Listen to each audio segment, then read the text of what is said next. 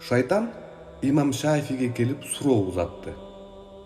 Мени каалагандай жаратып, каалагандай колдонгон жаратуучу тууралуу кандай ойлойсуң?